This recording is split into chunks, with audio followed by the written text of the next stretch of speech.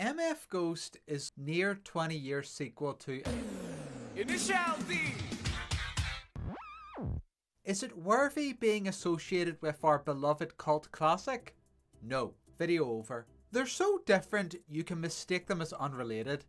Initial D takes place in the 90s according to Reddit. It's about petrol-headed teens doing illegal Japanese street racing concentrated in the mountain passes, while MF Ghost is set in, I'm guessing, the 2020s because some old characters make cameos. Yes, old. Seeing fat, middle-aged Izuki and baldy Iketani still working at a now faceless corporate petrol station painfully reminds me of my increasingly grey hairs. It also shows how time passes from living in an old picturesque town to our modern clinical era. Initial D's character cameos are interesting and don't overstay their welcome, though we see a bit more of the important old guard run the MFG racing tournament, which the anime is supposedly about. In MF Ghost, self-driving electric cars have replaced internal combustion cars. MFG bucks this trend with legal street racing. This means instead of Initial D's two racers drifting round corners like madmen in front of oncoming traffic, it's the godly 15 professional racing, no traffic, clean tracks. Before that, they start with a time trial on that track. The 15 best get the race on it, and you build points where you finish each race. Funnily, most of the same racers end up in the final 15 each time, but this works for the story because we get to know them more personally. That said, showing the time trials is pointless in my opinion because we see the track during the race. Races last roughly 6 episodes. Some say this is too long. I would argue it's not if you only focus on the cars on screen. Forget about the commentators, angels. It's fun to see different cars and rivalries at different ends of the track. Everyone has their ups and downs, some more than others. You see drivers reflect on that, preparing for the next race, making the necessary changes. Known as the rich man's game, the only restriction is grip to weight ratio, meaning you need the right tire size on how big your car is. Apparently the rule is so genius, the main organizer thinks no racer will be able to solve it, because he takes one from Ryosuke Takahashi, MFG and Project Dream mastermind. We see the most changes from main character Kanata. His car's far underpowered from everyone else in the first 2 races, so he has to get as far as he can each race using pure skill and the environment. A real underdog story, though bear in mind he went to a prestigious driving school in England where he was tutored by Initial D's main character Takumi, the best racer ever, and he won various awards from a young age like go-karting age 4 to 7, Formula 1 from age 10 onwards. He's good looking, tall, slim, he has a photographic memory.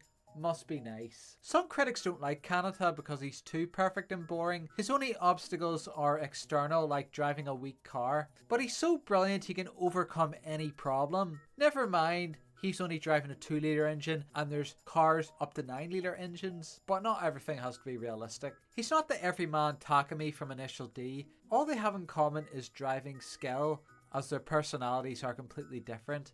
I like him. He's not annoying, but quiet and logical, and when he talks about cars, he's teaching the audience. Canada is English, close to Ireland, so I'm happy. He's also half Japanese, and has come to Japan to find his missing father, so he stays with his dad's former friend. Here we meet the daughter Ren, who I didn't mind at first, but she slowly drags the show down.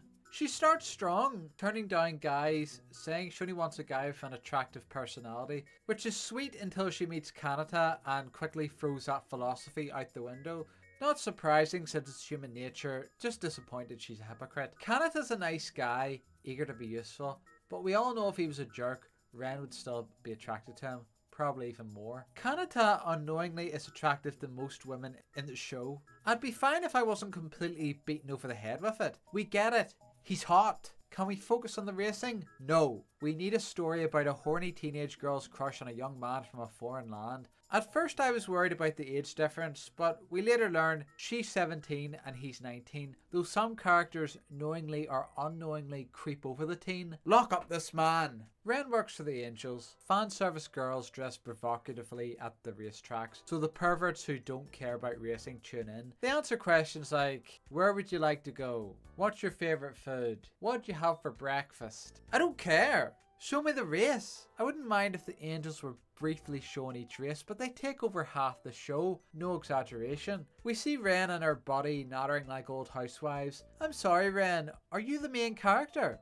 Are you important to the plot? If you're not racing, or at least providing informative racing commentary, get your scrawny behind out of my racing show. The final straw was at the end of season 2 when she sees Kanata has a charm in his bag and she demands to know if it was gifted by a woman. He calmly explains it was a gift from a female racer who was showing camaraderie and gender doesn't matter. But all Ren hears is female and freaks out at Kanata. Then she stumbles past the yellow line at the train station, which even children know not to do. There she has a panic attack and throws herself on the track of an incoming train. We're meant to feel sorry for her, but I'm not fooled. It's attention seeking. She knew Kanata would save her sorry bony ass, or both commit Thor slide like Romeo and Juliet. Unfortunately, I'm not allowed to say the real thing on YouTube. Kanata injures his elbow doing this, meaning he can't use second gear in the race, meaning he's severely handicapped just when he finally got his car up to spec. And Ren has the gall to show up to the race as an angel saying, oh, it's my fault he's suffering. Boo-hoo, always me. Leave! You're not fit to wear the uniform. The rest of the characters do their job fine. You have the mechanic helper who's like a middle-aged Ippo. He gives advice and frets over Kanata. Then you have the friendly rival Aiba who's a hothead of a heart of gold and also a perv even as his own rival. You have Beckenbauer, the gifted young arrogant German. Keisuke student Senna who copies of her techniques and has a thirst for knowledge. There's also a creep who's only attracted to 17-year-olds. All types of people here. MF Ghost is great when it's about racing, characters discussing cars, improvements in techniques they need to make, driving mentality, etc. I'm not a car guy, but Initial D pulled me in while teaching me about street racing. The sequel does too, but to a lesser extent. The teen love story and fan service should have been cut. It'd mean less episodes but a tighter focus on the plot. I don't care about Ren, her family and her friends. It's so distracting. Finding Kanata's Da takes a back seat. MF Ghost tries to garner too many different demographics when it should be targeted towards racing anime fans. You can tell a story through anything, but it has to be gripping. Each new race we're introduced to a new badass who tries to topple Beckenbauer. This works in the second race with Saratari because he's experienced, but briefly turns up last season because of lack of motivation. It also works for Keisuke Takahashi's top pupil Senna in the third race because although he's talented with a top education, he lacks professional racing experience. In MFG quickly learns and improves, but he's still struggling a little bit. In the fourth race, frees a crowd. Another rookie, Emma Green, enters to convince Kanata to leave because the tournament's beneath him. He was Takumi's best student while she was his third. Not even second. She's obsessed with simulators, which while helpful, shouldn't mean she races perfectly compared to the other experienced racers. Kanata even states she isn't suited to MFG. I was hoping she'd crash and burn in the second half of the race, but she doesn't. The other woman racer can't even reach her, which was a missed opportunity. At least she replaced the lame green coward appearing too similar to other racers. A few other racers are lucky to get little character development while the rest get none. Like the high IQ driver who never proves this, goes from last place to mid place finisher, while another goes from lower mid to higher mid thanks to the new cars. Wow. The girl racer leaves her brother in the dust by race 4. I thought he'd make this up to prove he's not a jobber. His hard work finally pays off, but no, Saratari steals his thunder. Why can't anybody stop this horny bass drinker? Aiba probably gets the best treatment. Ignoring tire management for lust cost him 2 places in one race. Race 2, he's under the radar but makes a few overtakes because he doesn't have to worry about tire management in the rain. By race 3, he does take this into account thanks to the guy in his ear, and he doesn't double overtakes his rival at the end. By the 4th race he sets a good time trial, but he's quiet in the race, disappointingly. The Ferrari guy who looks like my dog if he was human, makes big strides in the first 3 races. Touted as one of the best 3 drivers at the start. It looked the same in the 4th race, but Emma Green turns him into a jobber. That's what lust does to men, unfortunately. The rest fades sadly. The 37-year-old man, worryingly I'm only 4 years behind him, driving a state-of-the-art Porsche,